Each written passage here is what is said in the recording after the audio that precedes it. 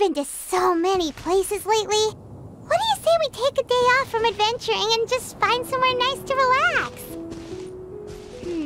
Let Paimon think. Where are some nice places we could go? Oh, why don't we pay Cloud Retainer a visit at Mount Outsong? It's been a while since we last saw that illuminated bird. She's always the one popping up out of nowhere and scaring us half to death. So let's surprise her this time.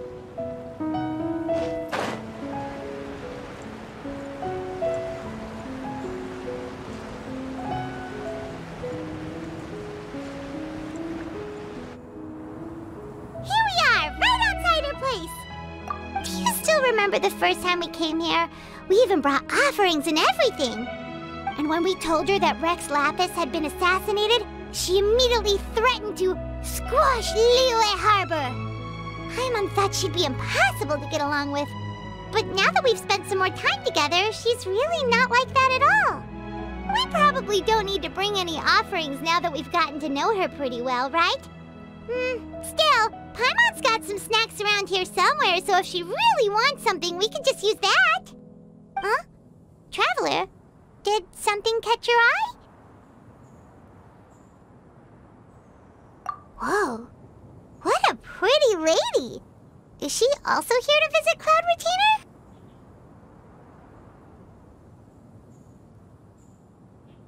Yeah, you're right.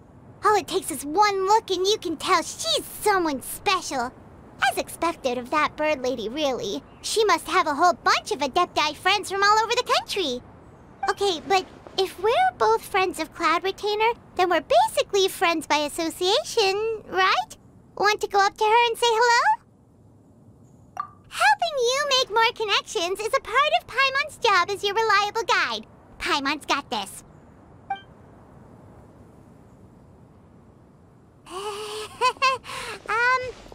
Hello?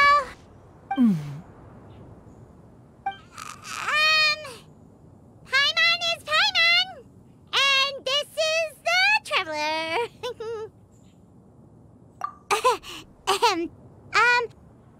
Paimon doesn't think we've met, but we're also friends of Cloud Retainer. May we have the pleasure of learning your name, Madam Adeptus? You two... What is this tomfoolery? Has this shift in form so clouded your eyes that you no longer recognize one anymore? Wait, you're... Huh? You're the illuminated bird? But you look... human! How did that happen? Oh, donning human form is scarcely any test of one's abilities. As for your confusion, one merely had no reason to indulge such inclinations before. So, you're indulging now because? Well, one has made plans to pay a visit to some disciples at Liyue Harbor. Taking on a human form for such a trip is simply a way to make matters less conspicuous. You? Worrying about keeping a low profile? You're the one who likes to pop up out of nowhere all over the place. In fact, Paimon can think of several examples. Like last year, when you suddenly appeared on the top of a roof without any warning, or...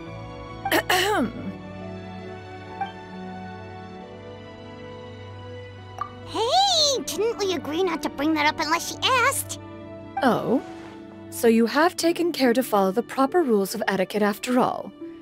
Most commendable.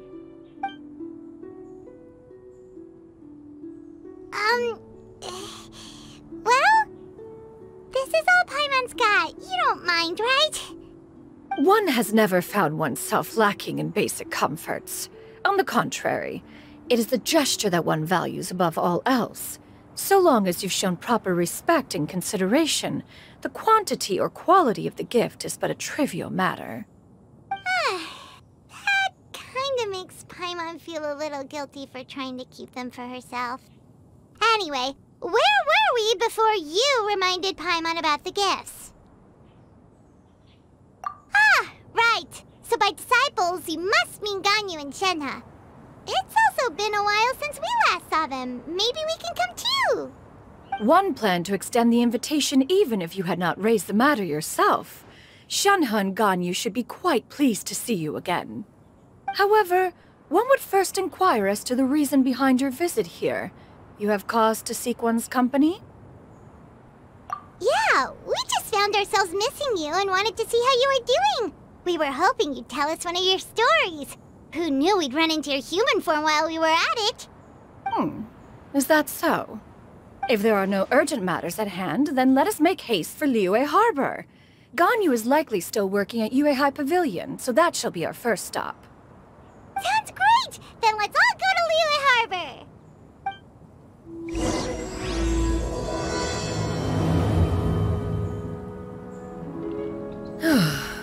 Ganyu has been quite busy with work as of late.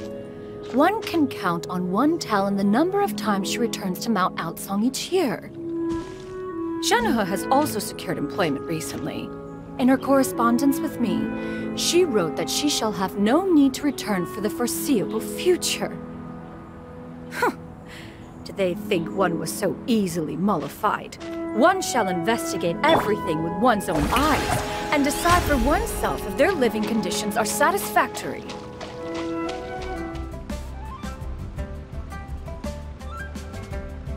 We're almost at Yue High Pavilion!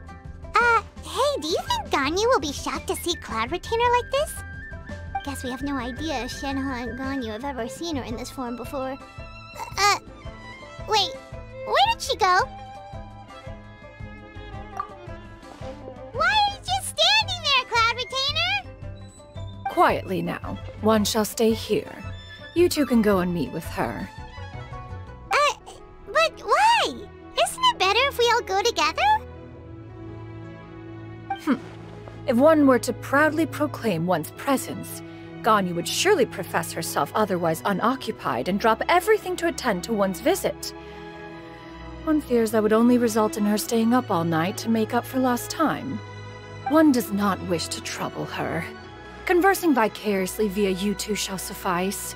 Do remember to inquire as to her recent well-being. Again, do not mention one's presence here. Fair enough. Makes sense. All right, then, we'll just pass on your regards and... Cloud Retainer? Oh, busted. Is that lady someone you know, Ms. Ganyu? She is indeed. I'm sorry, Huixin, but could we delay the upcoming meeting for a little bit?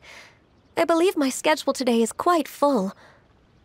Although, perhaps I could move some work to later in the evening. Oh, not to worry, Ms. Ganyu. I'll make the necessary arrangements right away. Thank you, Huixin.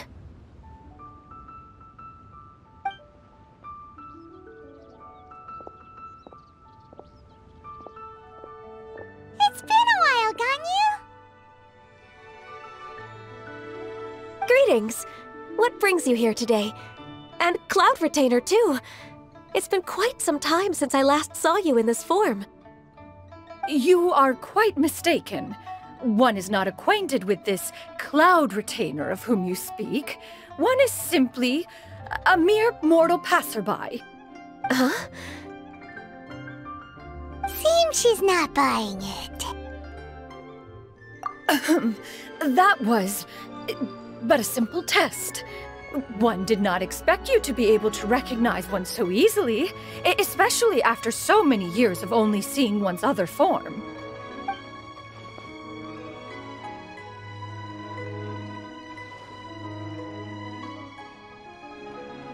But recognizing you is, my responsibility as your disciple.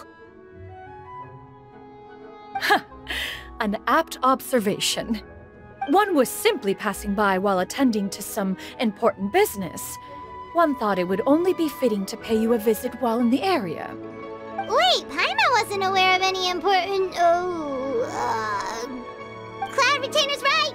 We've still got something super important to do, so we can't stay here for too long today. Oh, is that so? But it's been so long since we last saw each other. One simply desired to see you and had no intention of interrupting your work. A quick conversation should suffice for today. A more involved reunion should wait until you find yourself less occupied. I understand. That should be fine. While one acknowledges the amount of work that you have to deal with every day, one must also remind you to rest. Though Adepti blood flows through your veins, excessive exhaustion will still cause grave harm to your body.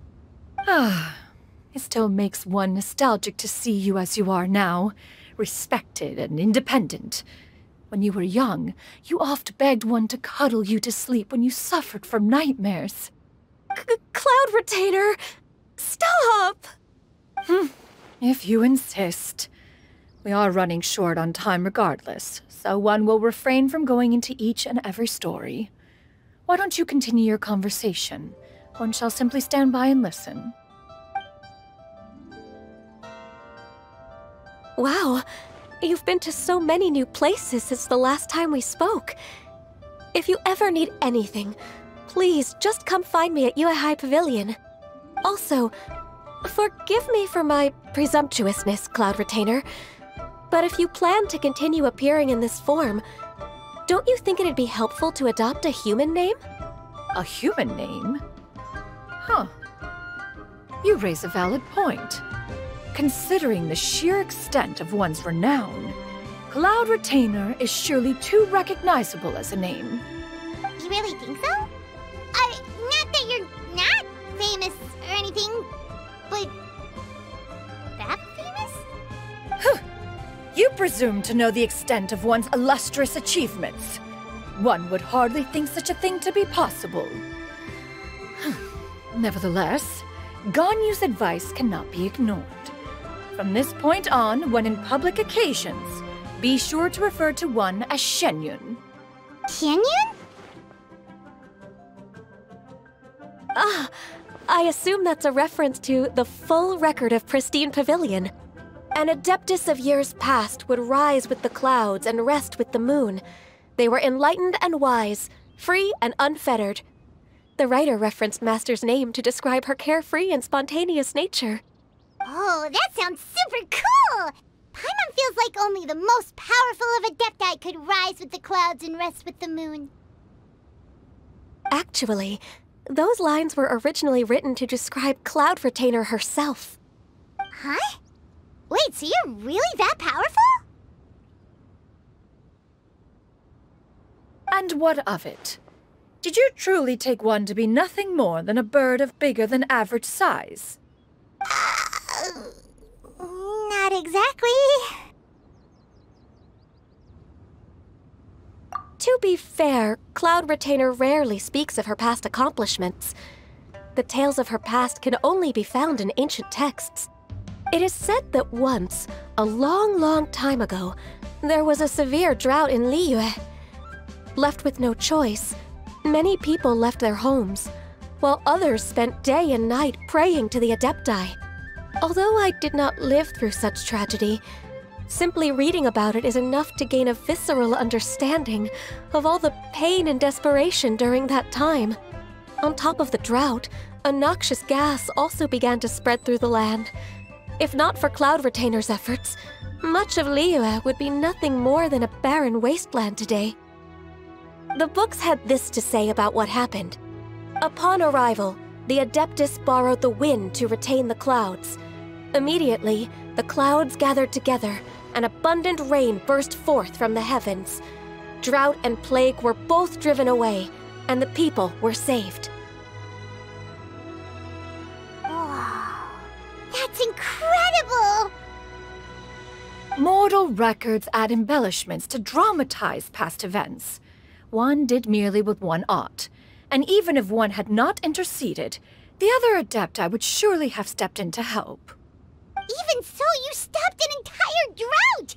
Can you really control the weather like the book said? Oh, Paimon suddenly has a lot more respect for you. So it was Paimon's bad for calling you Illuminated Bird before. You're not too mad, are you? How laughable. A name is but a simple label we carry with us on our journey through the world. Why would one be offended by such a trivial matter? That's a relief. In that case, Paimon will continue to call you whatever feels right in the moment. Well, that is quite enough ancient history for now. Ganyu, have you had word from Shenhe? One has heard that she procured a job recently. Have you any thoughts on her workplace? And what, pray tell, of her monthly remuneration? Moreover, does she find herself overly inundated with work? Is she allowed time off during Lantern Rite?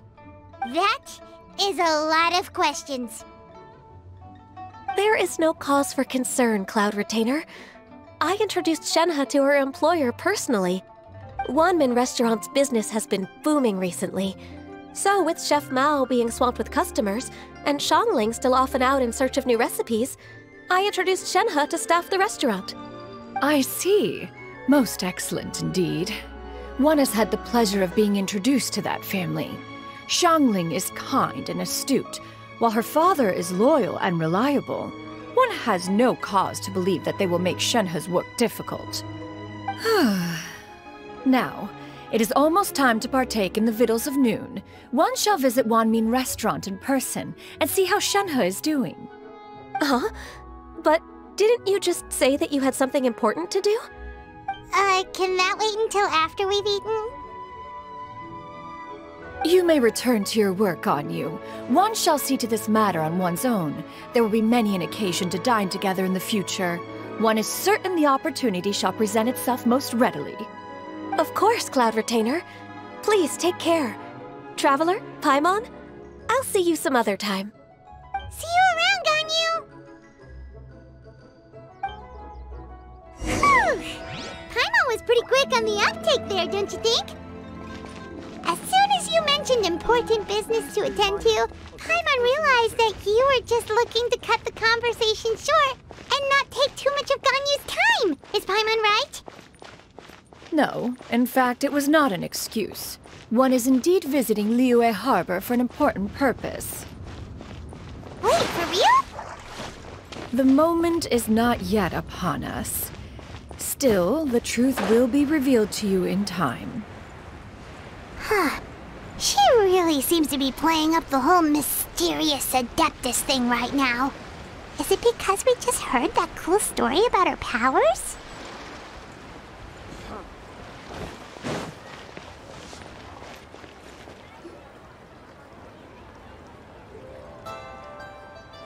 You get what I'm saying, right? Yeah, how can I not? Not even fine food is enough to distract from the presence of a fine lady, eh? Oh, I'm far more interested in getting her details than ordering any dishes. Hey, how about you ask her? You do it! No. I think you should. Wait, she's coming. What can I get for you today? Greetings, miss. I was just wondering if you'd be willing to... What would you like to order?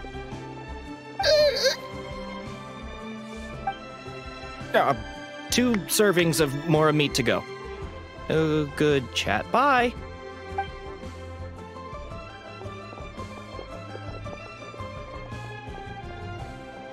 Shenhe! Welcome. It's been a while. May I take your order? Don't welcome us as guests and greet us as old friends in the same line. It's weird. Mm-hmm. Oh, and this is? This is Miss Xinyun. Master? Huh? Huh. One does not recall ever revealing this form to you before. How were you able to ascertain one's true identity with such ease? I've trained and lived with Master for more than 10 years. I would recognize you no matter what form you take. You... Is something the matter, Master? Hardly. One simply learned of your employment from your letter and came to check on your well-being. And check out the great food, too! Indeed. It's almost lunchtime. My apologies. I'm still on the clock and can't talk for very long. Well, if it isn't the Traveler and Paimon. Are you here for Shenhe? The lunch rush isn't in yet, Shenhe. So, I've got things covered for now. Go ahead, sit down and enjoy some time with your friends. I'll let you know if things pick up. Thank you, Chef Mao.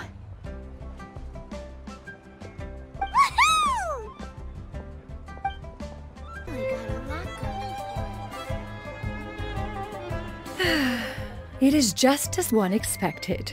The owner of Wanmin Restaurant is indeed a most reasonable and accommodating human. Still, the work here entails dealing with quite a varied group of people. Has this been difficult for you, Shenhe? It's been manageable so far. I sometimes run into strange people, but I have figured out a way to deal with them.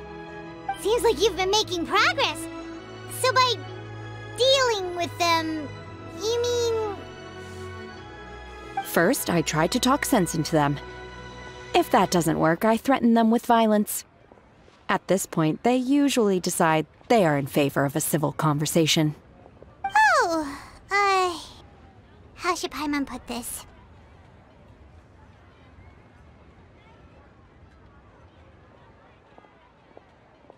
Oh, a sensible plan. One is gladdened to see you integrate so well into human society. And you, Master?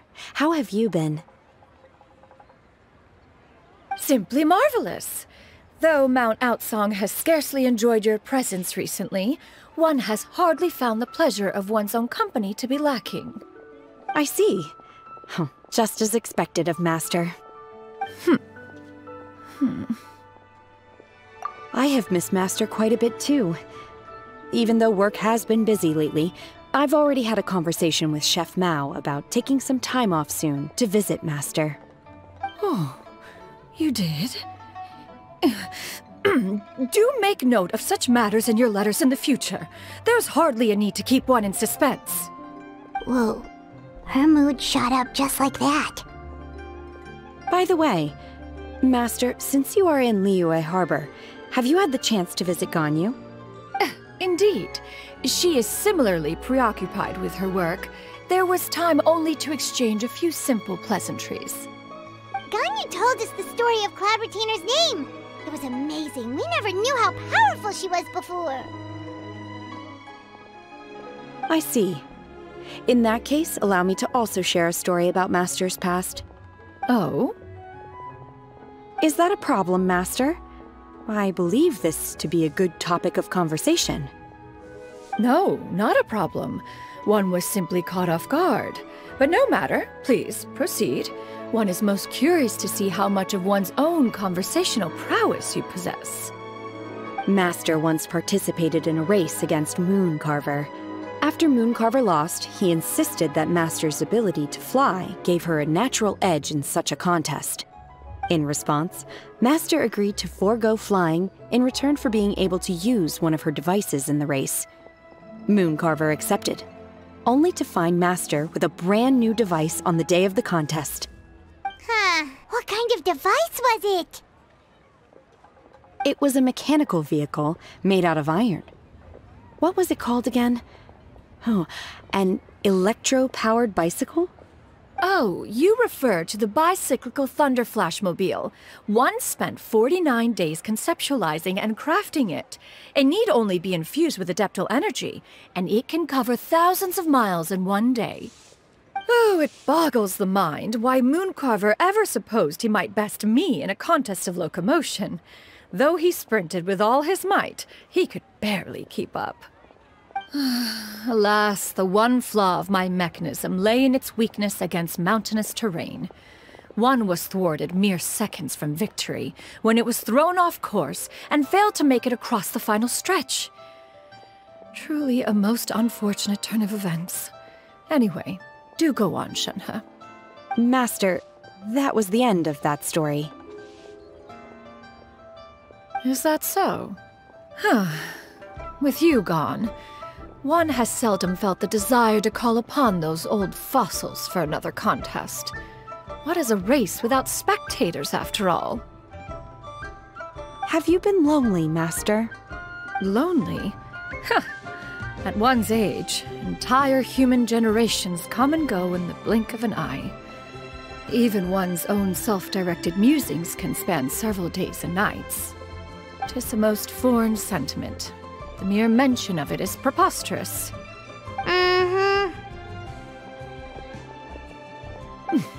What is the reason for that look upon your face? It's nothing. It's just... well, Paimon gained a lot respect for you after listening to that story of you summoning the rain and everything. But all it took was a few words out of your mouth and it's like you're back to being that illuminated bird again. I was just a little bit confused. Which one of the two is the real cloud retainer? To me, they are both, Master. One is the master that's widely revered by the people, while the other is the master that I respect and adore. Huh. One finds oneself exalted yet again with sweet words of praise and flattery of a most extravagant nature. You chose to exalt one with your words, yet you refuse to grace Mount Outsong with your presence for any extended period of time. One would almost question the sincerity of your estimations. This is not to say that your words paint an inaccurate picture. One has always lived by a single ideal. Eschew all action and abide by no rule. One does as one pleases and speaks as one pleases. Others may critique or praise as they see fit, yet one places little weight in such judgments. She got like, what, 2 sentences of flattery from her disciple, and it's as if her ego is about to burst. Do you have any empty tables?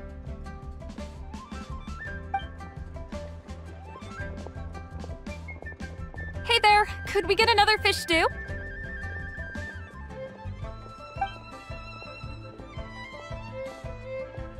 I'm hearing more guests come in. I should get back to work. Alright, good luck with the lunchtime rush, Shenhe. I'll try my best.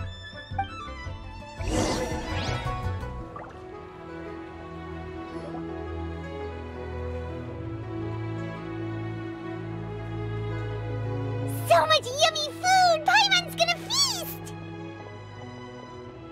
One is fond of all kinds of delicacies and delights in a multitude of flavors. The dishes here demonstrate no shortage of culinary skill. Their unique flavor profile has left one more than satisfied. In fact, one has been struck by quite the fit of inspiration. One has already begun to conceptualize the next generation of supreme cuisine machines. Everything's so tasty! A bit too hot at times, but still super tasty. I'm sorry, miss, but our tables are full. Shall we try somewhere else, Granny? But it smells so delightful. Can we really not eat here? My poor legs can't go on for much longer. Well, you could always check with some of the other guests and see if anyone's happy to share a table. Okay, I'll ask around.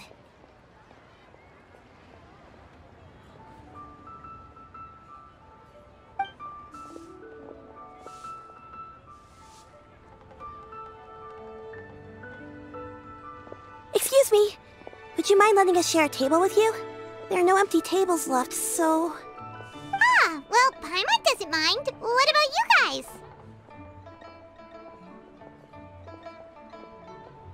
Great! Thanks so much. My name is Shuyu, and this is my granny, Yuendai. Granny? Yep. Is there something wrong with that? No, Paimon's just a bit surprised. She looks so young.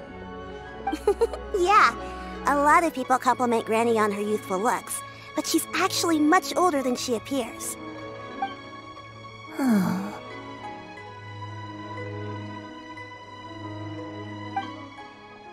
Granny, why don't you take a seat? Come on, it's not polite to stare. Huh. Have we met before? No. 'Tis a fated meeting, then. Please, take a seat. What would you like to eat, Granny? I can order for you. I want braised earthworms. They always pop up out of the ground after a rainstorm.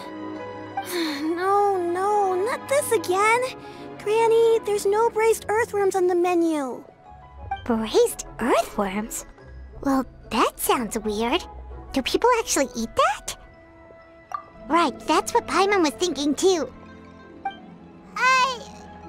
Need any help? Help?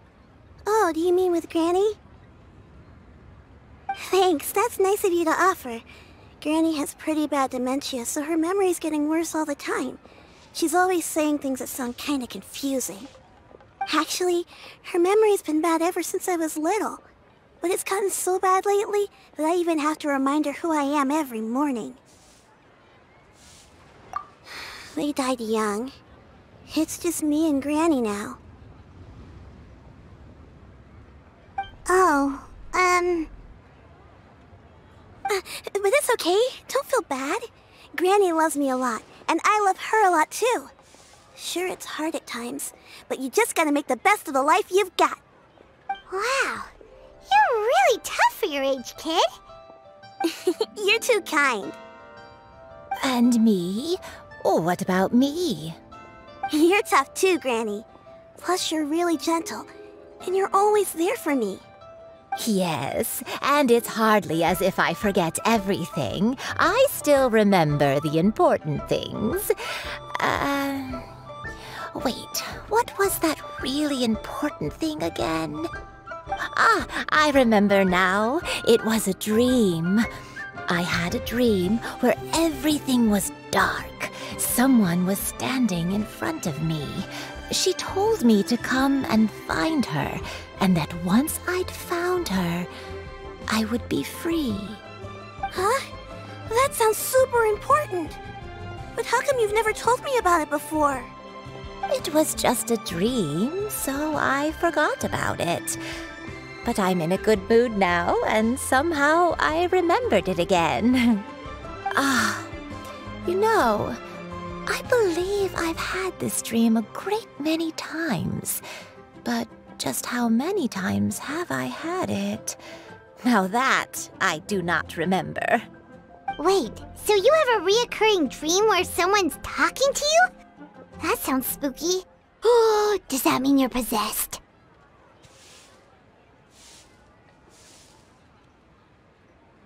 Unlikely. Her eyes are clear and her breathing remains calm and level. One sees no signs of possession.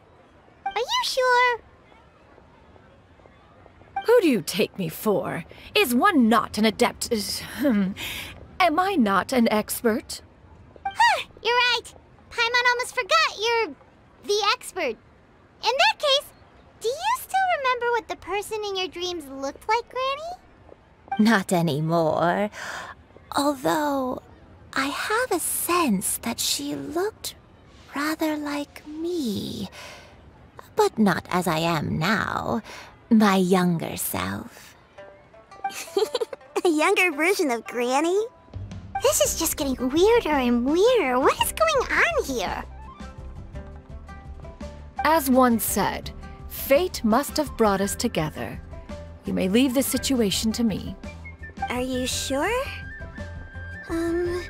So, what are your names? Paimon's Paimon. Just Shenyun is fine. Thank you all so much for offering to help. But first, I'm sorry for asking, but, how do you want us to pay you back? Oh, we don't need any payment for this. Thank you so much. You're welcome. But Miss Shenyun, what exactly can we do to help out this Granny? All we have to go off is that dream. Where do we start? That is elementary. Since her dreams portray her younger self, then we shall retrace the steps of her youth. Once we have revisited those places, her memories will likely return. Sounds like a plan. So, Granny, do you remember which places you went to when you were young? Why, of course I do. The heavens above, the earth below, the wispy clouds, and the emerald mountain streams. Okay, taking that as a no. I might have an idea. Once, when I was really little, my dad told me that Granny used to be a martial artist heroine who saved loads of people from a disaster.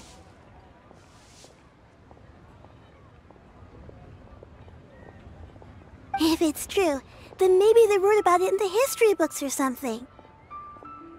A martial arts heroine? Oh, Shincho knows tons about Liyue's chivalric traditions.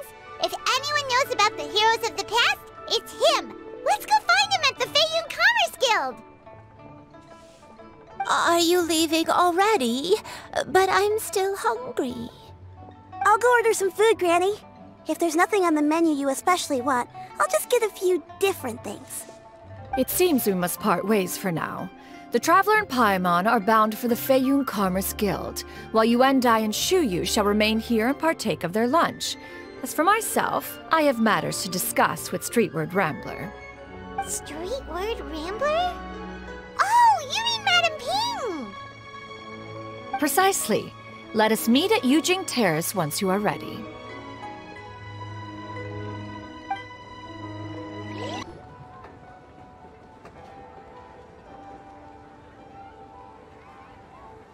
Huh. It's you two.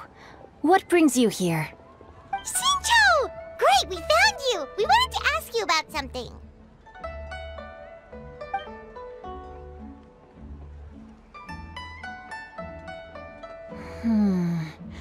That's not a whole lot of information to go off of. I don't know if I can say for sure. I can't pinpoint her identity from your description alone, but considering her age, I am reminded of a nameless heroine who's been featured in various chivalric novels. Nameless heroine? That's right. The novels often speak of a great drought from 50 years ago. As the people suffered, a nameless heroine appeared and began to clear away evil spirits and bandit camps. The people idolized her, but never learned her name. All they knew was that she always acted alone. Later, though, she supposedly fell in love with a similarly noble-minded exorcist from Mount Tianheng.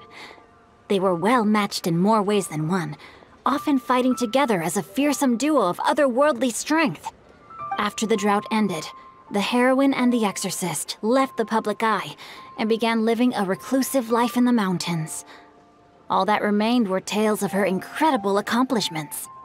The way this nameless heroine faded from fame into obscurity later in life is not too dissimilar from Miss Yuendai. I hope that's somewhat helpful. Thanks a lot, Shincho. We knew it'd be worth talking to you. It's nothing at all.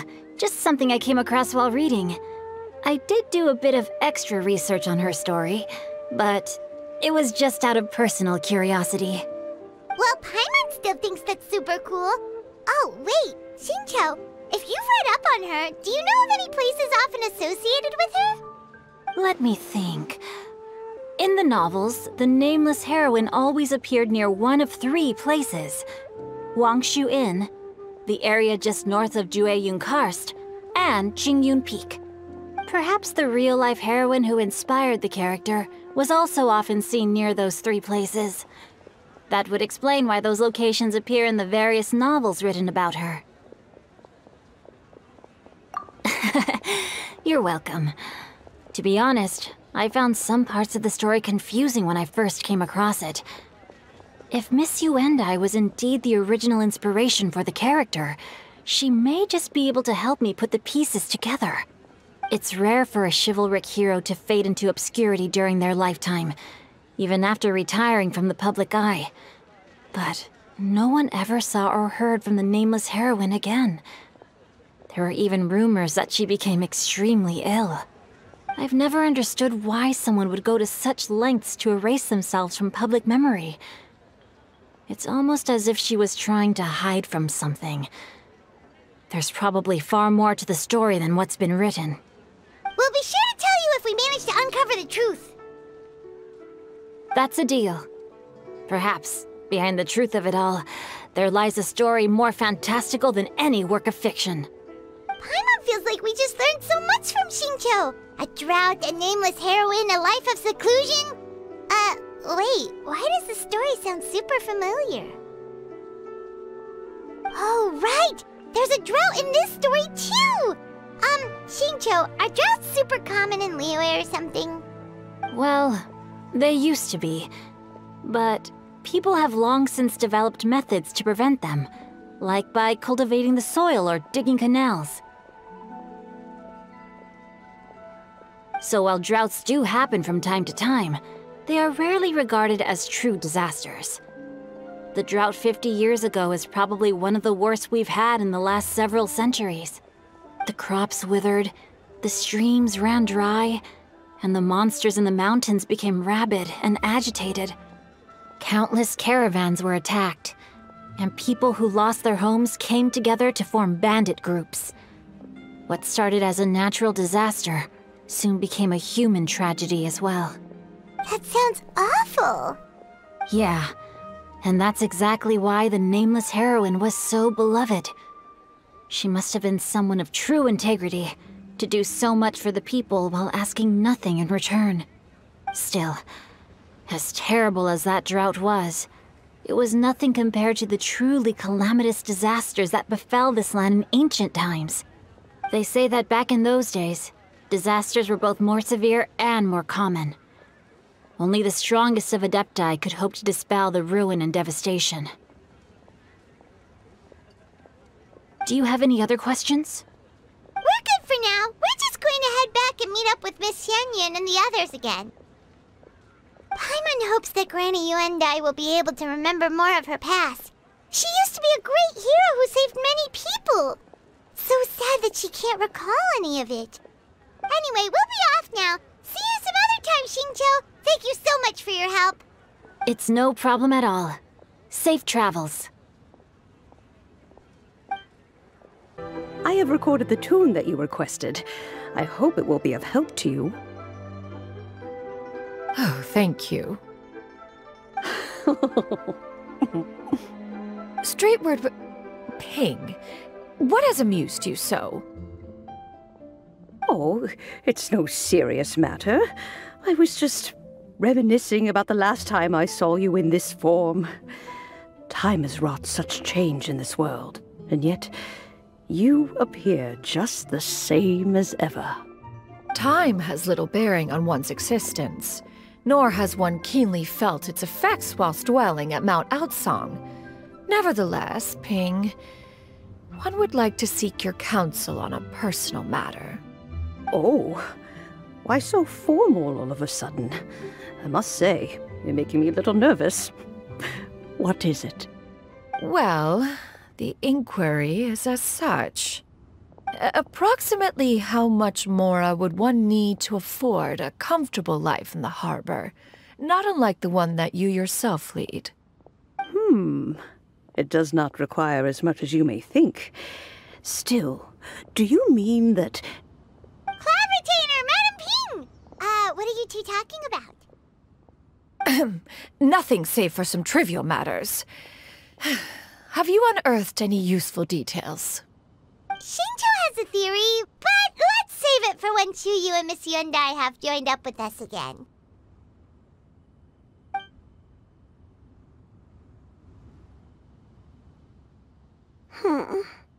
Do not be troubled, young lady. Here, have some tea. Thank you so much. What do you think, Chuyu? Does it match up with what you know of your granny? According to this story, the nameless heroine eventually fell in love with an exorcist from Mount Tianheng. Maybe that's my grandpa. I don't have many memories of him, but there was this one time I found a box in our attic full of a bunch of weird sigils.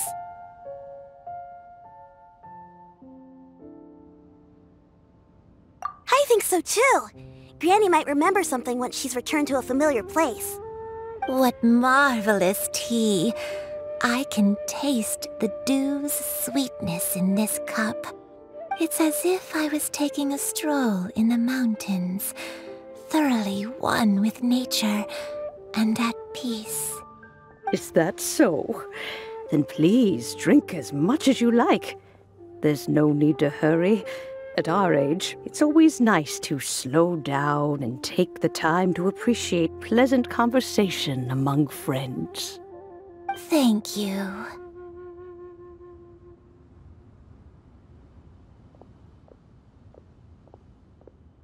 Okay, since we have the time, can I ask you something? Sure thing. What would you like to know? I have a secret I want to tell you. Let's go talk over there. What's wrong, Shiryu? Well, I've been kind of meaning to ask ever since we started talking in the restaurant, but are you guys all adepti in disguise? Oh! About that. Well, you guys just seem super special. Plus, I think I might have heard Miss Shen Yun call herself an adeptus. Oh, must have been a slip of the tongue. Shen Yun, since you were the one who, misspoke, maybe you can explain to Shiryu here what you really meant by that. One is indeed an adeptus. Is that of some concern to you? Huh? I knew it.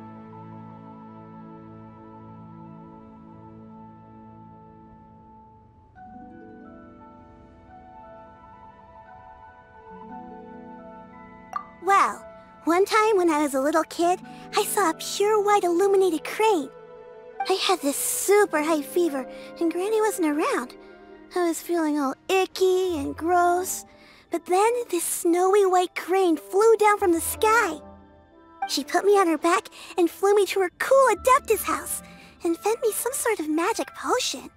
When I woke up, I was already back in my bed and my fever was gone. I really wanted to thank her, but I was too sleepy to stay awake, so I never got the chance. So, I just kind of wanted to ask if maybe any of you have ever met an Adeptus like that? A pure white illuminated crane? The only two we've ever met are blue and white and black and brown. Have you ever met one that's pure white, Cloud Retainer? Never has one met an adeptus with such features. One surmises such a description is but a hyperbolic embellishment that oft results from narrative accounts. That's weird. Was it really just a dream then? Well, even if it was just in my head, it doesn't matter that much anyway. All I really want is to help Granny recover her memories. I'm really grateful for all your help. Leave it to us! Now that we know the 3 locations, we just need to visit them one by one. Let's go to Wangshu Inn first. Okay, I'll go get Granny.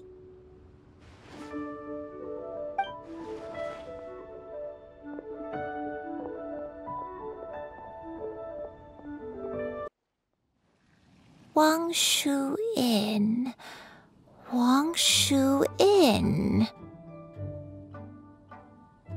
Do you remember this place, Granny? Yes. The fish here is very delicious. And if you look out into the distance, you can always spot a bird that's been left behind by its flock. I believe I used to have a room here. It had a window. Yes, I spent a lot of time looking out that window. Which room was it again? Let me look. I'll come with.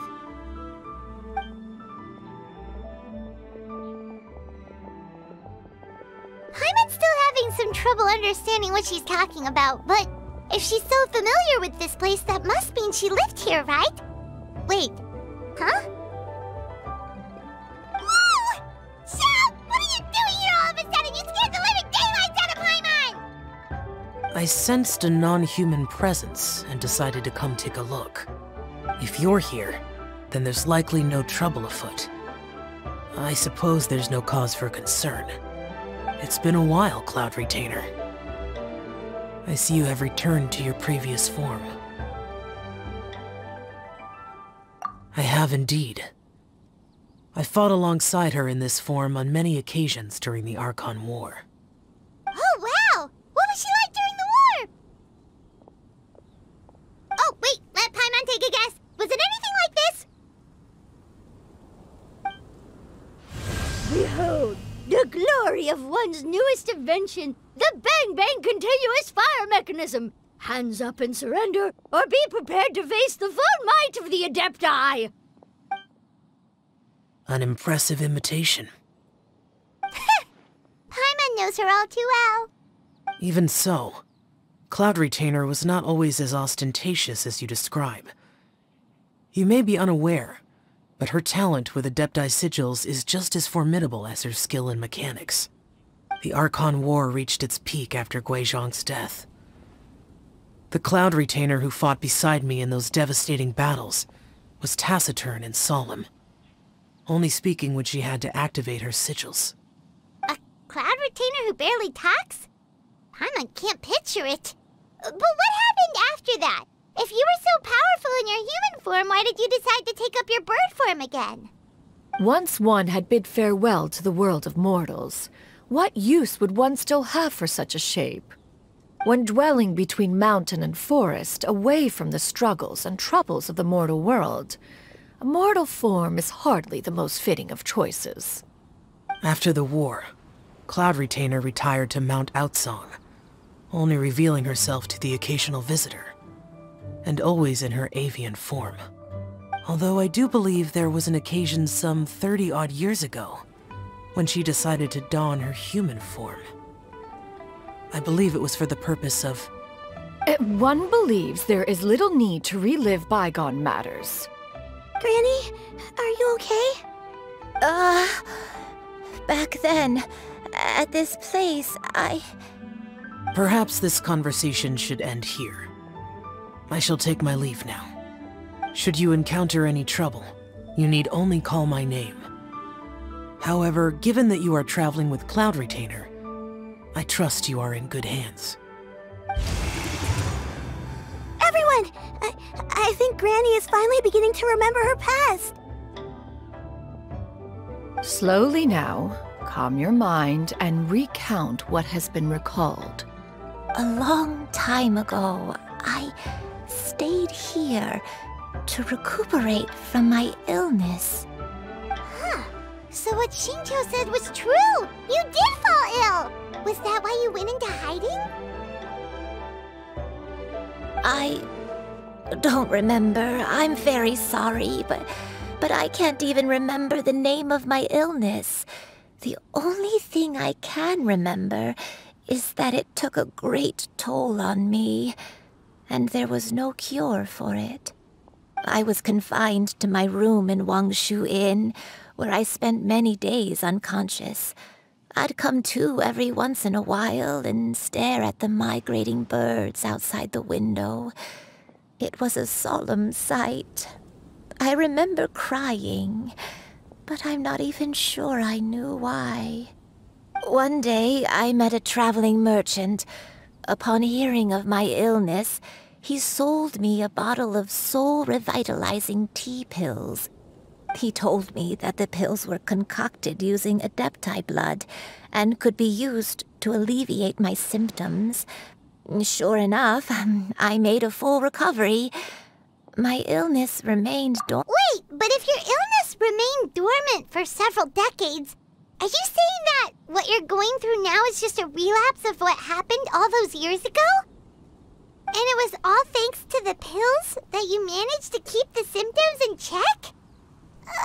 Paimon's brain kinda hurts. Do you remember anything else? I'm sorry, I don't. Oh, if only I wasn't so useless.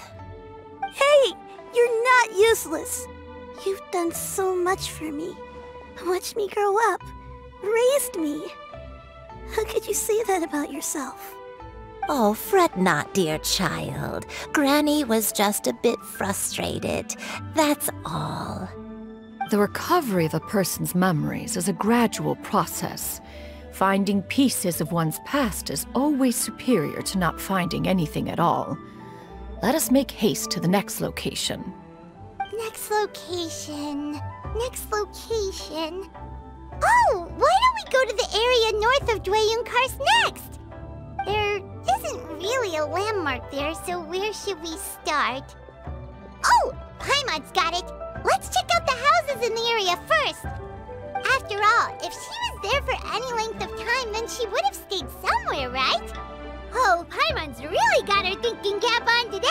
At this rate, we'll recover all of Granny Wendai's memories in no time.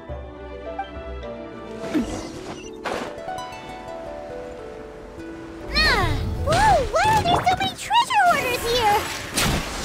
Guess it's time to round up some bad guys. Warfare, I guess. Do you remember anything about this place, Granny Wendai? Let me think. I feel like I've been here before, but I don't think I stayed here too long. I might have just rested here briefly before continuing on my way. Got it. That's okay. There are still plenty of other places we can check. Wait a second. If I remember correctly, I believe I brought... Ah, yes. I brought some sweet snacks with me. Go on, take some. You need to eat a lot if you want to grow big and strong. Oh, thank you! Then Paimon will help herself.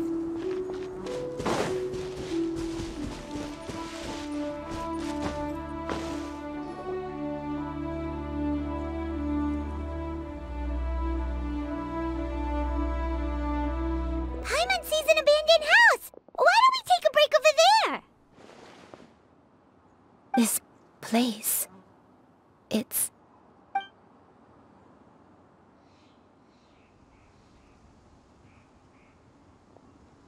Did you remember something, Granny?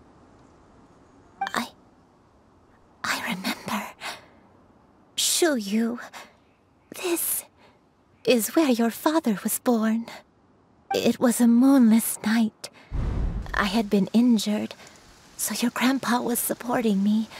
We fled together with some being in the fog behind us in hot pursuit. I had exhausted my strength when the labor pains came on, so we took refuge in this house. Your grandpa set up a barrier outside, but neither of us knew if it could hold the monsters back. I remember that night. I remember falling to my knees, reciting a prayer over and over. I alone am the source of this sin. Punish me as you wish for forsaking my oath, but spare my innocent child. Sin? Oath? Did you do something wrong? I don't know. I don't remember. I only remember praying in the darkness with all my strength until the sun finally rose again and the fog cleared out. Eventually, the house was filled with the sound of my baby's first cries. That baby was your father. I remember I clutched him tight to my chest and wept tears of joy. It was the first time I'd ever felt such happiness in my life. My dad? He was my pride and joy, and so are you, Shuyu. You're so much like him, and I love you both so much. But you're always going to be different from me. Why? Just what did I do? I don't care what you might have done, Granny. You'll always be the person I love more than anything. You're too sweet, Shuyu. I'm lucky to have you with me. If not for you, I would not have had the courage to come here, to try to remember what I had forgotten. All right, let's not stand around any longer. There's one place left, yes? Let's go take a look. If one recalls correctly, the next place should be Qingyun Peak. Yuandai, how fares your health? I may be a bit slow, but I'll do my best to keep up. I'm sorry to keep everyone waiting. Climb on. I shall carry you to the top. Oh, such lightness of weight. All those who grow old grow frail in the end, do they not? First, you lose your memory, then your health. eventually you end up losing everything. My only wish is to depart this world with a lucid mind, to free myself of this torment and the burden it places upon others. Fret not, you have my aid in this endeavor.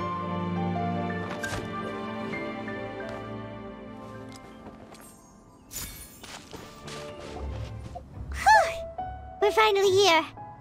Does this place feel familiar to you, Granny One Day? Let me see.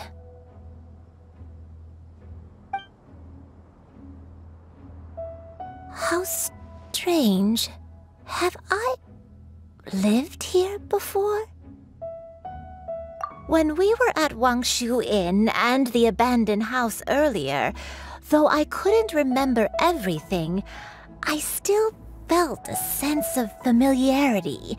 I could easily picture myself in those places. But here, I don't have that feeling. Perhaps I did come here in the past, but it just didn't leave a strong impression on me. But did the stories get it wrong then?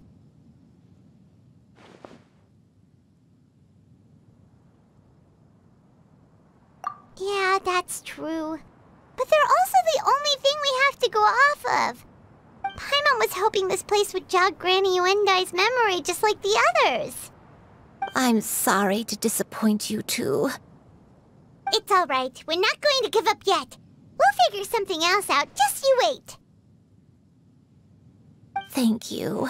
If only I could remember. Huh? That way. What's that mountain? Oh, let Paimon look!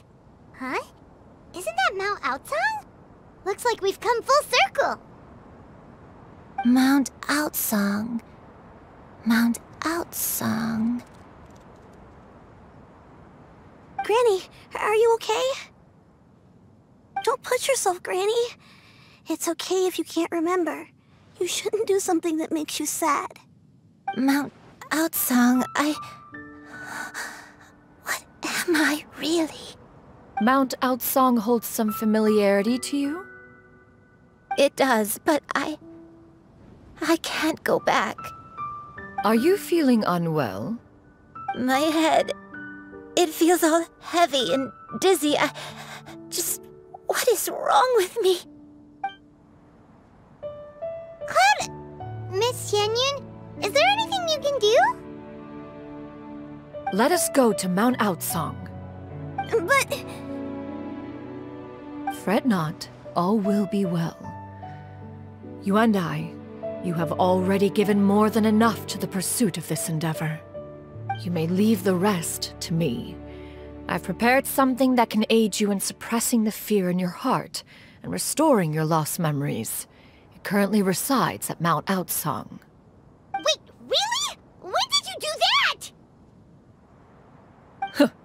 I never leave anything to chance. All will reveal itself when we arrive. Come on, just tell Paimon already! What's this thing you've prepared? Here, this is it. Huh? But isn't this the mechanism that you were tinkering with when we first got here? Oh, is it another invention of yours? Precisely. A recent one at that. I am most pleased with the result. I call it the Suspensus Somnium mechanism. It periodically releases a soft breeze, which when paired with a gentle adeptal tune, can help the listener subconsciously relax, and even enter a semi-hypnotic state.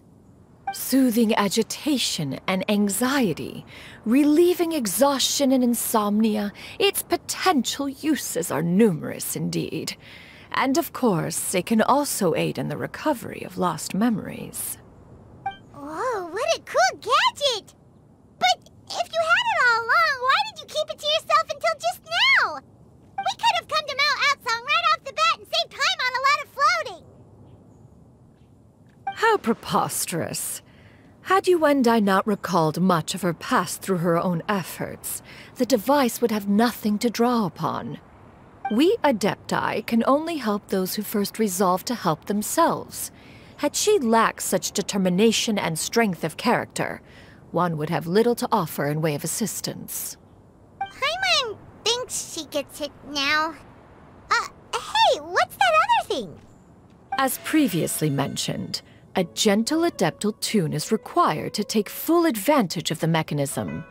One secured such a tune from Streetward Rambler. Only with her melodies can the mechanism reach its peak power. Whoa, Paimon can feel what you mean! Paimon's body feels light as a feather. It's as if she's lying down on a warm patch of grass after a super satisfying meal. And you and I, is the mechanism helping you to relax? It appears she has already succumbed to the depths of reverie. Come, join one on this side. We shall give her some time to herself.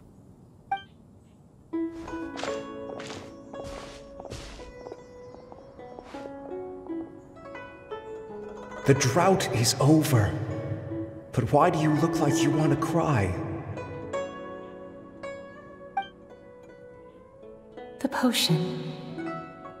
It's nearly run its course. I've never regretted meeting you. Not even for a second. Please.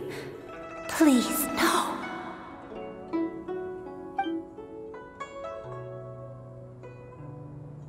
Have you forgotten? This is the world you left behind. One of gentle breeze and morning dew, perfectly straddled betwixt the realms of heaven and earth. This is your home. This is where you belong. You should have never left. The you of the past, the me from not that long ago, we should have never.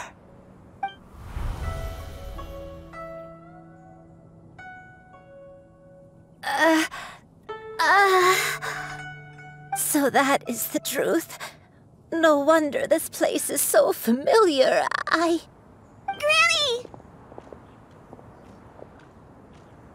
Granny, are you okay? Cloud Retainer. Your memories have returned? Wait, did you just call her by her full name? Does that mean you already knew each other? Yes. I now remember everything. Everything. Granny, please don't cry. I'm here. I'm here. Oh, don't worry, my dear child. Granny is fine. I'm so sorry, everyone. You've gone to so much trouble on my behalf. It's all come back to me now. The most important thing that I had forgotten was the truth of what I once was. One can sense the guilt that now plagues your conscience.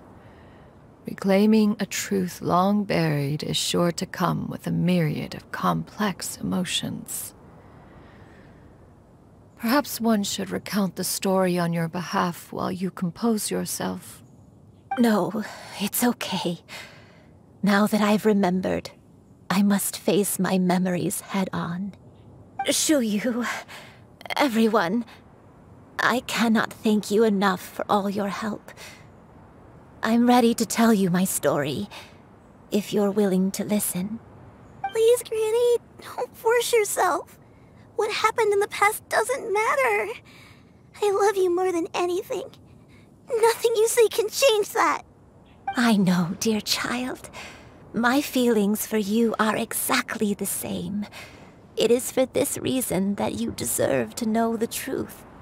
Some time ago, I made a terrible mistake. One for which I could never atone. Is this the sin that you mentioned in Dwayun Karst? What happened? I am, in truth, not a human being, My real form, one that I held for centuries, was that of a wild crane. I spent many, many years living on Mount Outsong, bathing in the soft breeze and drinking the sweet dew of the mountains. At some point, I somehow gained wisdom and sentience. The Lord of the Mountain, Cloud Retainer, became aware of my existence and began to share many stories with me.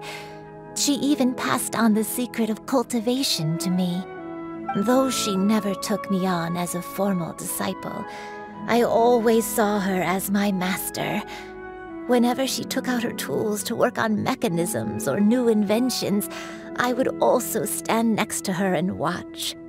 I even contemplated completing my training and becoming an adeptus in my own right. I followed her teachings, and time gradually passed us by. Until that fateful day 50 years ago. 50 years ago? That's right. Master regaled me with many stories of her past deeds.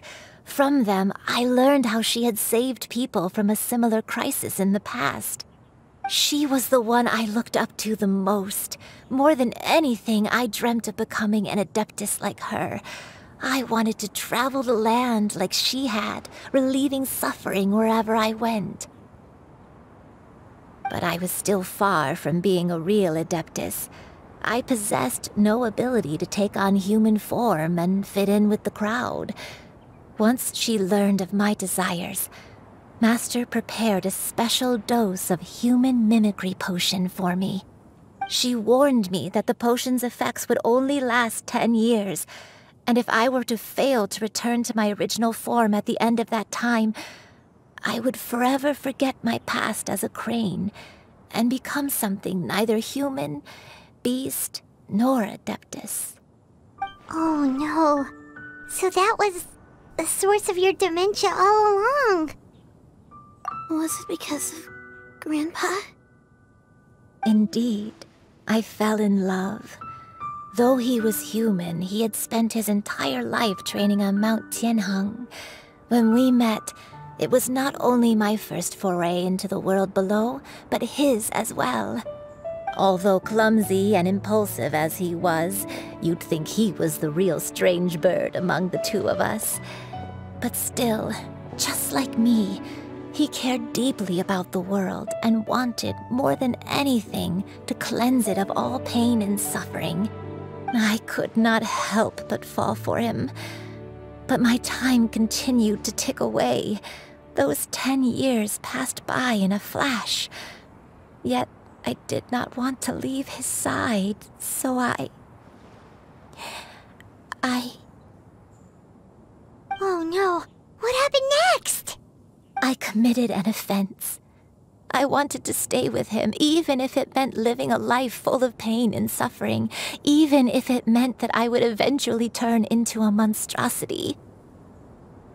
I knew I had betrayed Master's hopes, but I was too ashamed to face her.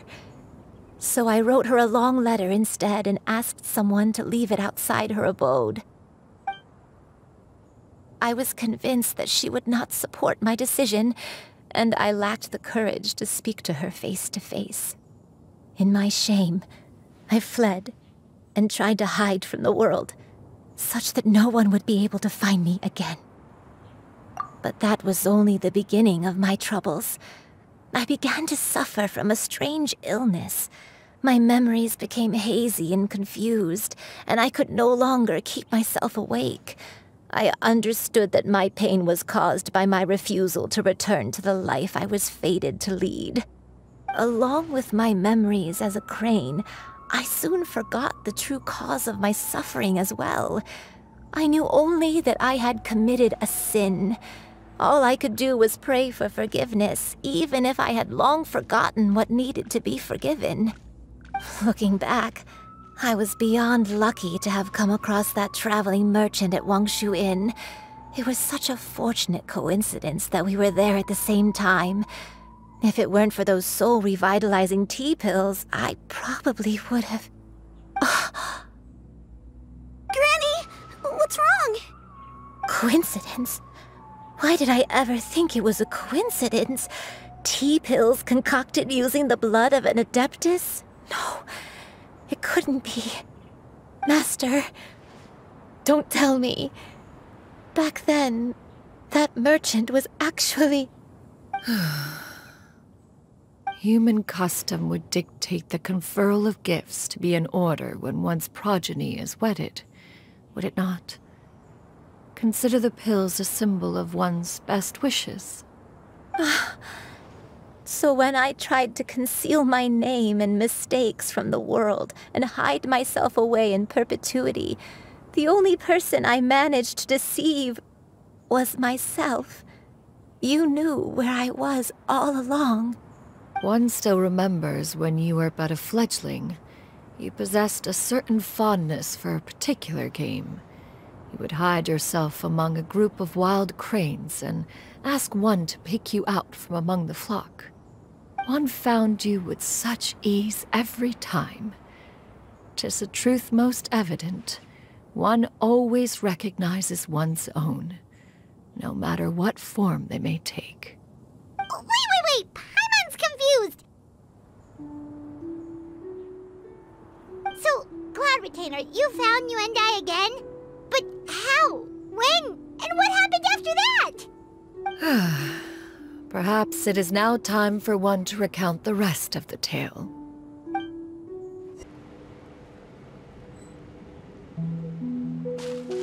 One was furious upon receiving your letter. Seized with anger, one set out to bring you to your senses.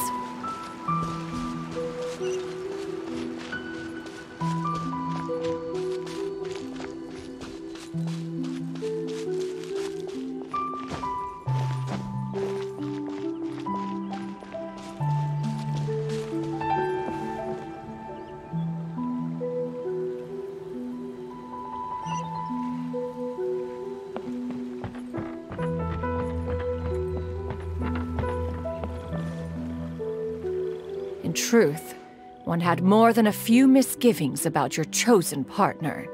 As an exorcist, his talent was lacking. One could hardly say his skill with sigils was any better. But soon, one came to appreciate the devotion he bestowed upon you during your illness. He never uttered a complaint and rarely left your side.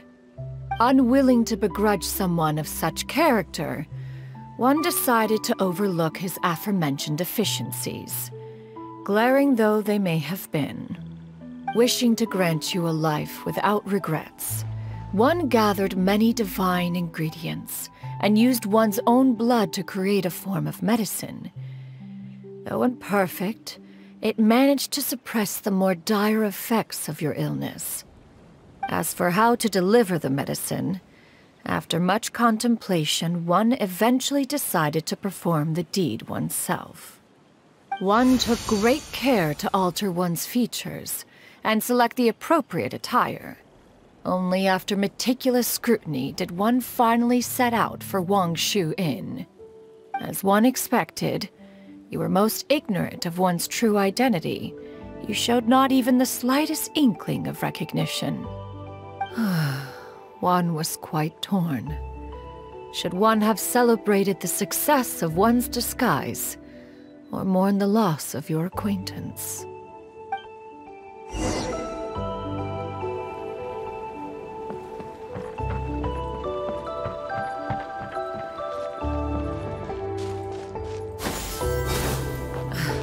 Nevertheless, one would speak to you about another matter, if you are amenable, even considering your loss of memory. One was simply flabbergasted that you could so easily forget the consequences of consuming medicine infused with Adeptal blood. Its proclivity to attract monsters is hardly that complicated of a concept to remember. To think that you tried to travel while weak from sickness and heavy with child. Had one not intervened to clear the fog, all of you would have been lost during the night. Skyward! Scatter!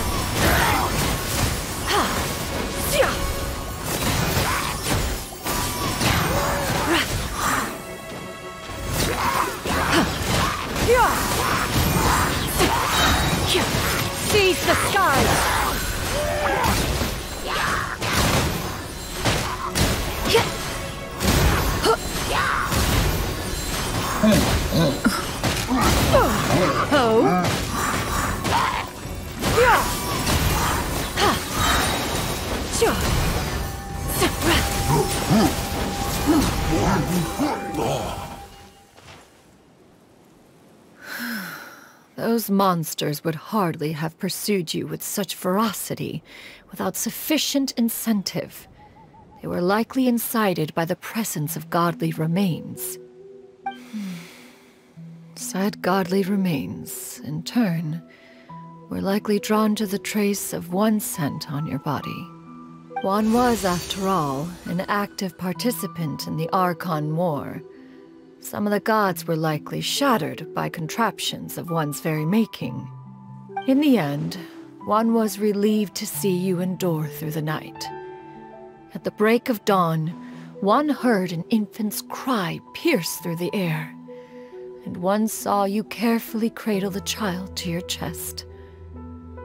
Although certain mortal matters remain foreign to me, one could not help but be moved by your joy. To see you happy, that was more than enough.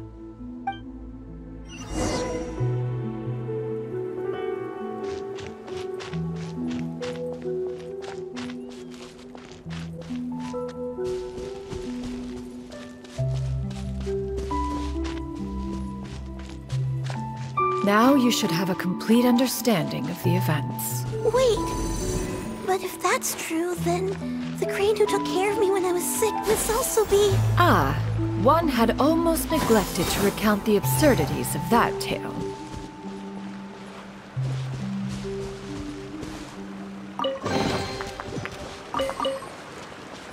Yeah!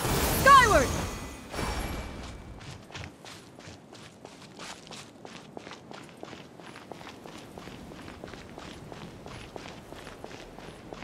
Yeah! Just as you and I troubled one with her antics, so did you give one many a headache. Upon finding you burning with fever, one made plans to bring you back to one's abode for treatment.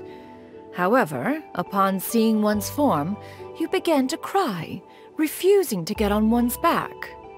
When one asked you why, apparently you believed that one could not possibly be a true Adeptus, because all illuminated cranes are white from tip to toe. One had no choice but to apply powder to one's body to conceal the variegated nature of one's appearance. You became more than amenable enough when one stood before you devoid of any other coloring. It bears mentioning, however, that as a crane, Yuandai was nearly entirely pure white in color.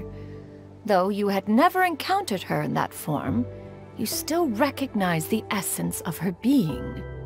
Perhaps fate brought you two together in more ways than one.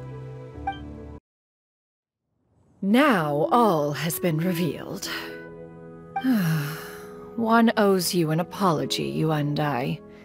One recognized you upon your very entrance into Wanmin Restaurant. One has always viewed you as a disciple of equal standing with Ganyu and Shenhe. Indeed, one wished to bring your story to a satisfactory end with this visit to Liyue Harbor. Still, one could not reveal your identity right away. Had one simply informed you of all you had lost, all those cherished memories would merely have become the fictionalized account of another. Memories are most meaningful when recalled by those who lived through them. Would you not agree? Even if the process was painful and arduous to experience. Have you any further inquiries? Master, I must ask, if you found me all those years ago, why did you leave me be, even though you knew about my mistake? Why did you not bring me back to Mount Outsong by force? One has never regarded your action as a mistake. It was a simple choice, nothing more. When it is time for one's progeny to leave the nest, it is the responsibility of an elder to let them fly free. Yet, when your wings grow weary and the night grows dark, just know that you always have a place to which to return. 'Tis a refuge referred to by many a name in mortal writing, Home, nest, haven. Whatever its denomination may be, its essence remains quite unchanged. One speaks, of course, of a place not unlike one's own abode. One's disciples are free to come and go as they wish, yet the door remains forever open to those who wish to return. One rather hopes you count yourself among them. Thank you. Thank you so much. You and I. One expects you too have sensed the rapid deterioration of your condition as of late. Have you not? 40 years ago, you chose a path without a future. Though one used one's own blood to provide you with a few decades of extra time, it merely delayed the inevitable. One may have extended the path, yet one was unable to alter its final destination. Even the power of an adeptus has its limits. Had your condition continued to deteriorate, you would have forgotten your life as a human entirely. In the end, you would have turned into a creature lacking in the ability to even comprehend its own monstrousness. Fortunately, you were able to avoid that scenario by reclaiming your memories. Though one sped the process along by providing some guidance, the result is entirely a reflection of your own effort. So, what's gonna happen to Granny? One will help her reclaim her original form as a wild crane. If it be fated, she may recover her sentience one day. She's gotta go back to being a regular crane, huh? Master, you've already done more than enough for me. I don't know how I could possibly repay your kindness. This is a better result than I could have ever hoped for. How much time do I have left? Not long. The transformation is imminent. Granny? Please don't leave, okay? You're all I have left. Please! Don't be sad, dear child. Granny has led a wonderful life. My only regret is having to leave you behind. Don't forget to eat well, okay?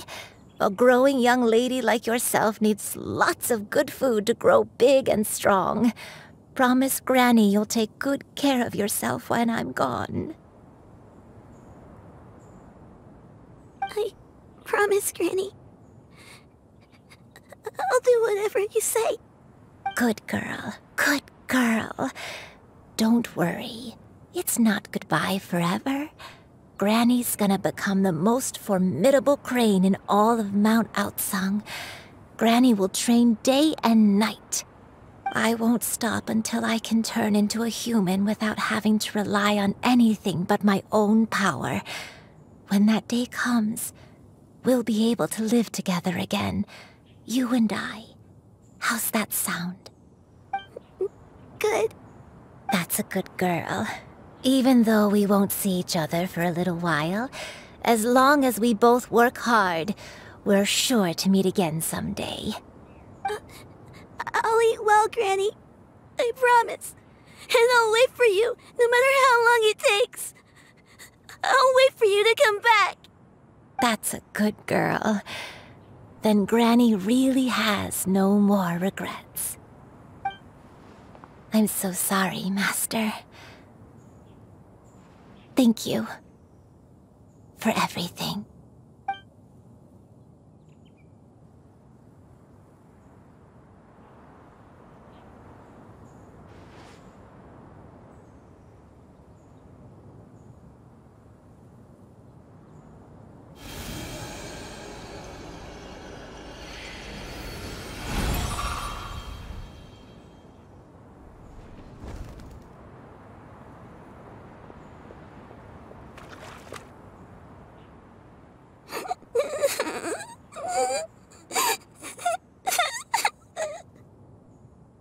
Shiryu.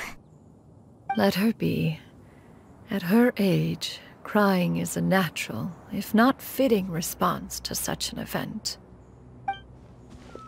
Tears are a necessary part of maturation. Sometimes there is scarcely a better vehicle to wash away the toll of stress and misery. Now that the issue has been resolved, you should also take a moment to relax. Give yourself some time to rest. Take a nap if you must. One will wake you in due time.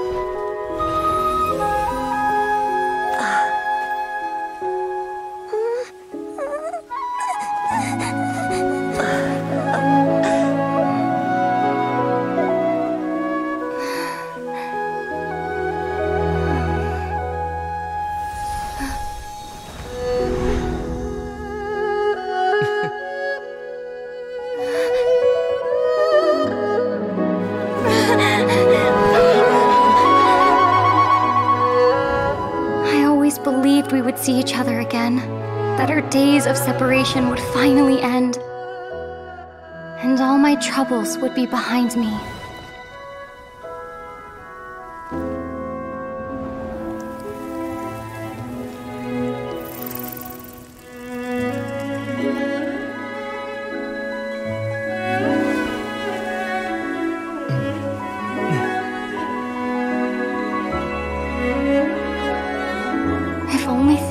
Stay this way forever.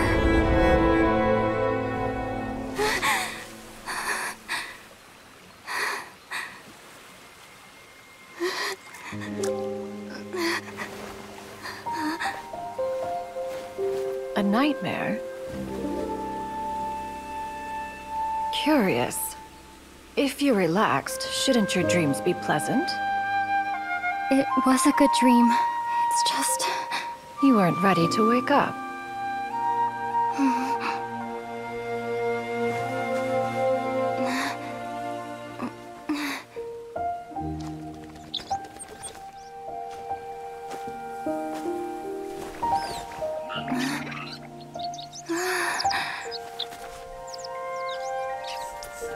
Eloquent as one may be, words of comfort are not one's strong suit.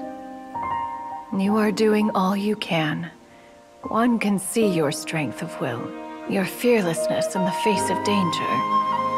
And so, whatever your dream may be, one believes that you shall achieve it.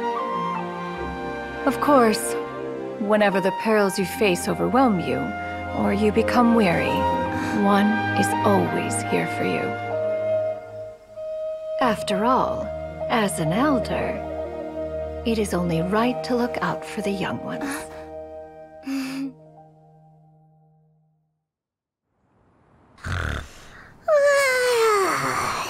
Grilled chicken drumsticks. Huh?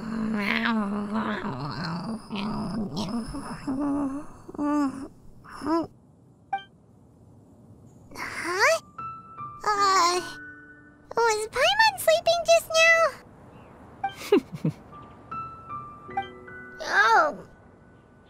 Oh, Paimon wasn't talking to you. Paimon had a dream about eating grilled chicken drumsticks, that's all. Madam Adeptus? Oh, Shuyu, you're awake. How do you feel? I feel a little better. Thanks. I know I'll see Granny again someday, so I don't feel so sad anymore.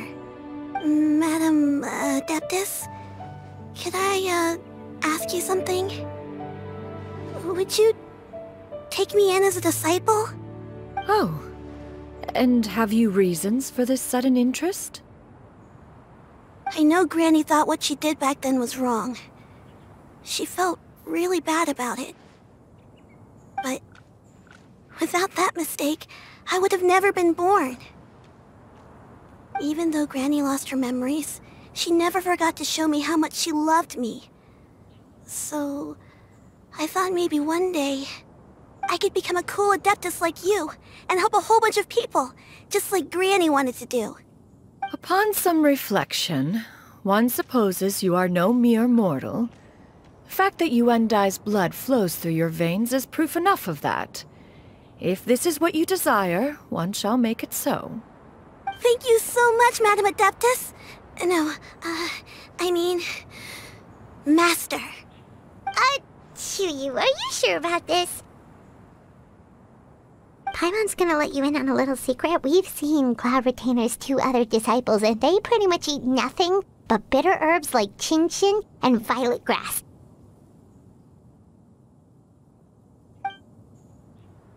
If you join them, you'll never enjoy Wanmin Restaurant's delicious cooking ever again.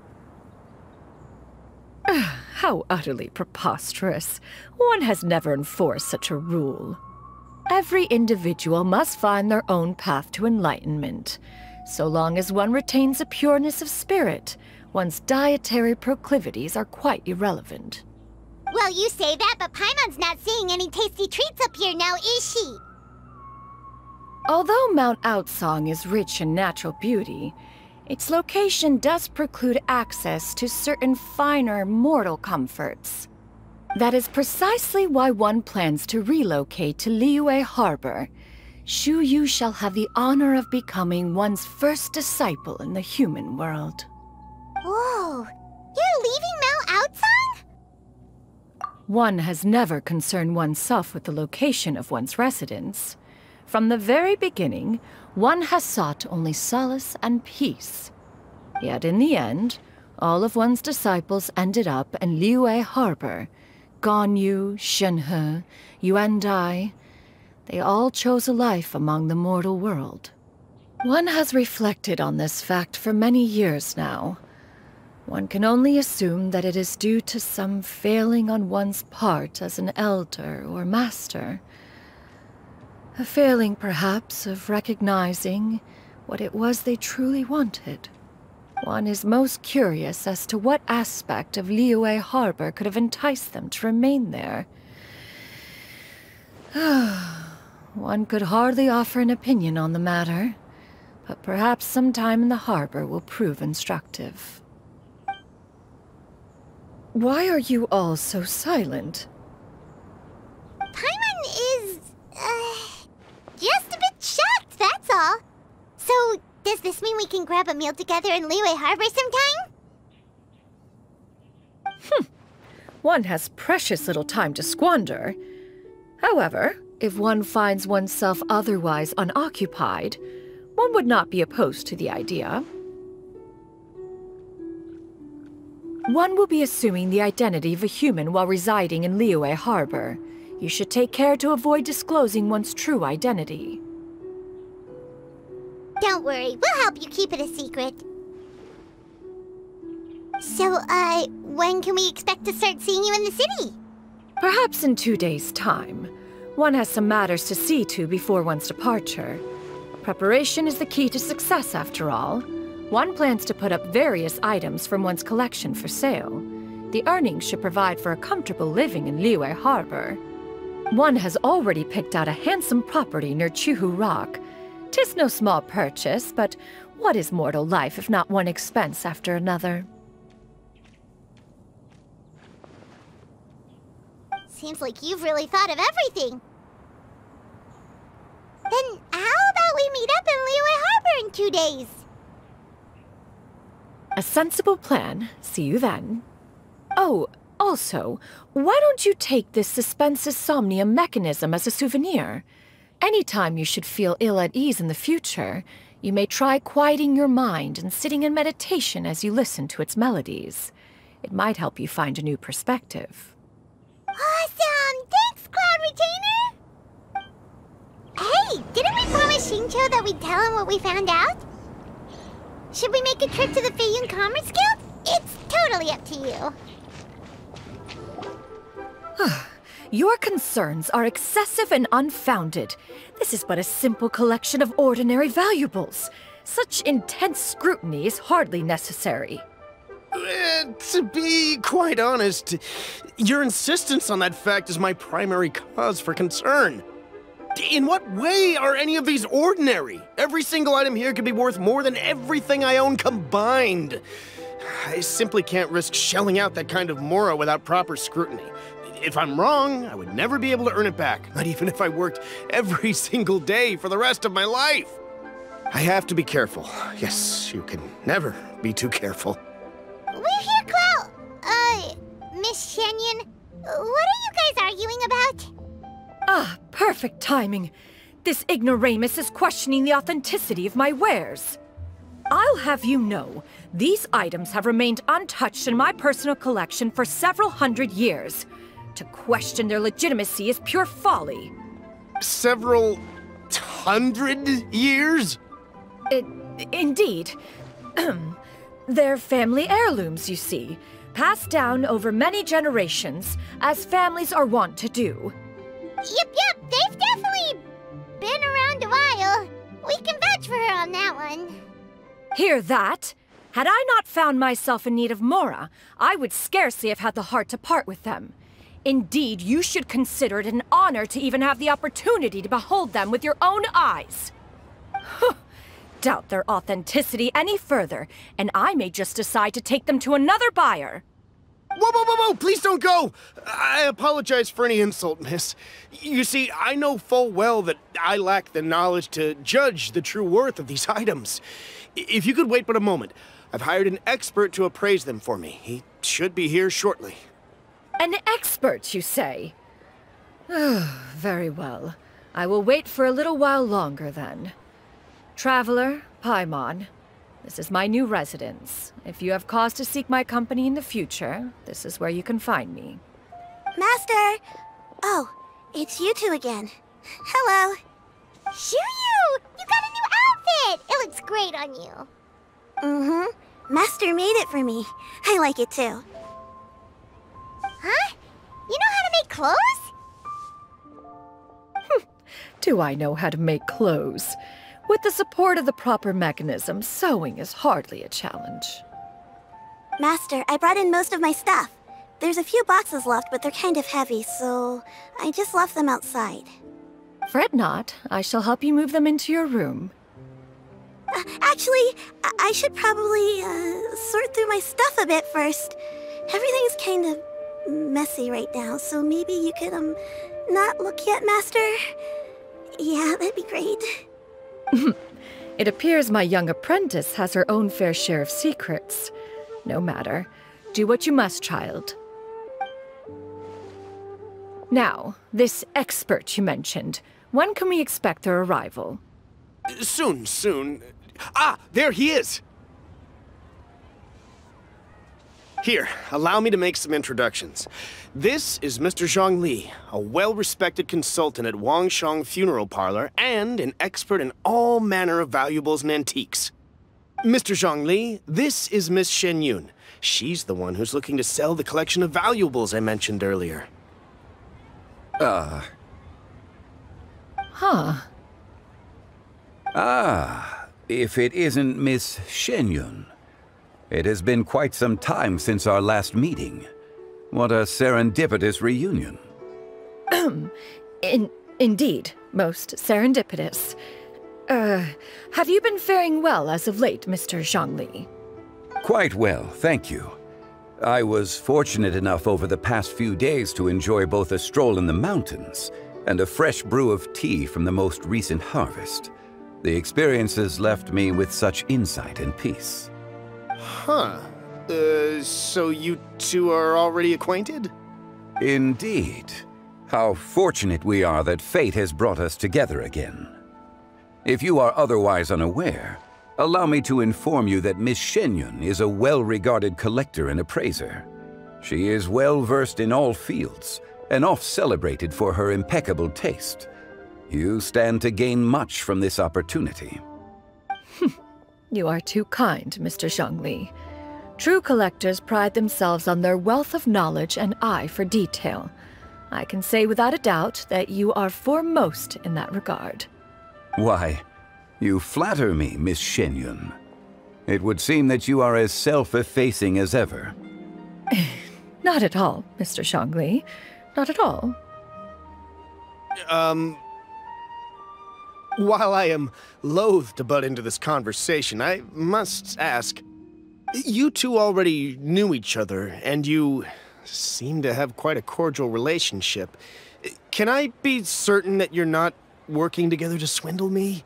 I mean, you never know. Huh! A preposterous accusation. The heavens themselves would collapse before we would conspire to do such a thing. Miss Shenyun speaks the truth. Contracts are built on honesty and trust. If that proves to be beyond your capabilities in this instance, this transaction may be taken elsewhere. Say no more. Let us depart. I jest. What fool would still harbor doubts after Mr. Zhongli himself has vouched for the goods? Miss Shenyun, wait!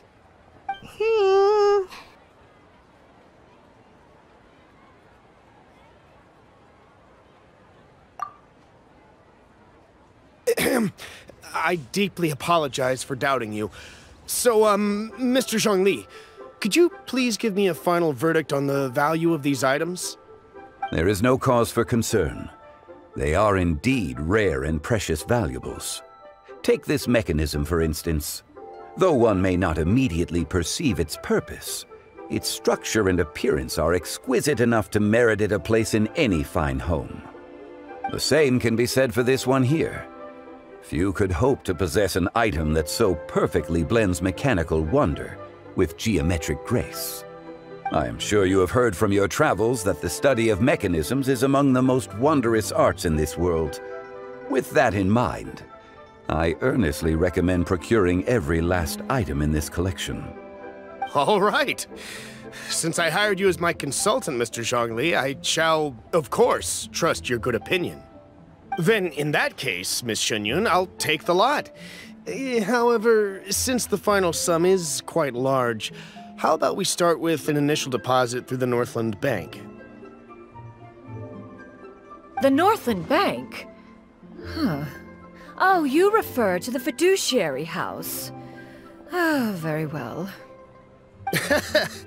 I fear people only use the term bank nowadays. In that case, I'll be off for now. I'll return to collect the goods once you've received the funds.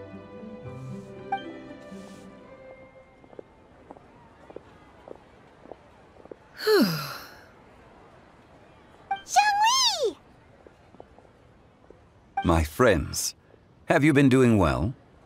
We've been great! How about you? Paimon didn't know you were such a busy consultant!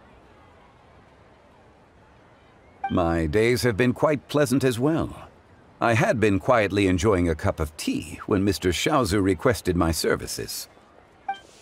As for you, Miss Shenyun, I presume you must be looking to settle in the city? I must say, the name Shenyun sounds exceedingly strange coming from you.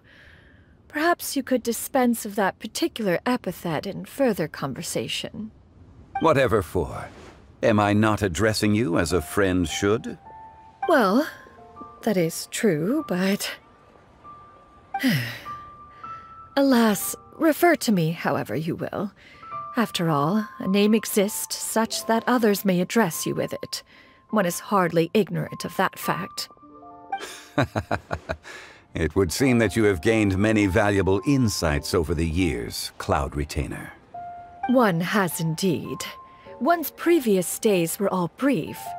Now that one has made up one's mind to move and settle, one has gained a much better appreciation of the hubbub and commotion of the city, as well as the people's hard work and ardor. This city is much changed from how it was more than 1,000 years ago. Not unlike the ocean tides, so too shall the movement of people ebb and flow. From turmoil to peace, enlightenment to aspiration. Human society possesses limitless potential. In another 1,000 years, the scene we witness here may change in ways that are impossible for either of us to imagine. Alright, that's enough reflection for one day. No need to get all sentimental on us. You make a valid point, Paimon. Now that the sale has concluded, what say one plays the host as we try some specialty dishes together? One must profess great interest in trying bamboo shoot soup.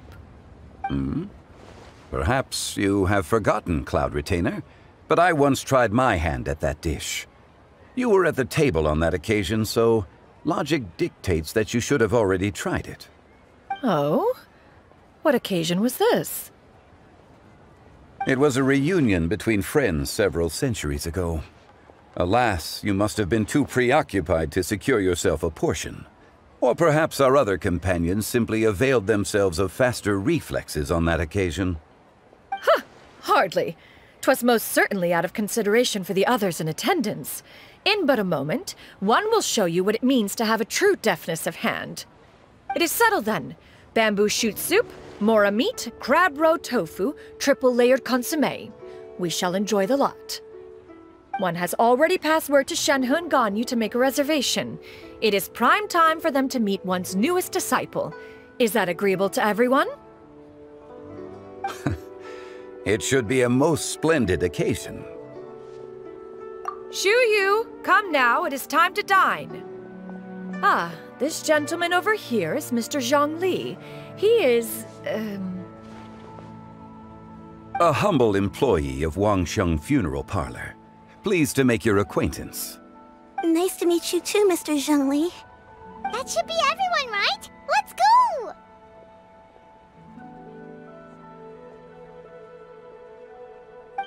Sounds good! Actually, Master, have you ever tried Adeptus' temptation? I heard it's impossible to stop eating after even just one bite. You know, 'cause it's super tempting and stuff. Is that true? That sounds rather implausible. Although with the right preparation, certain dishes can be too delicious to resist.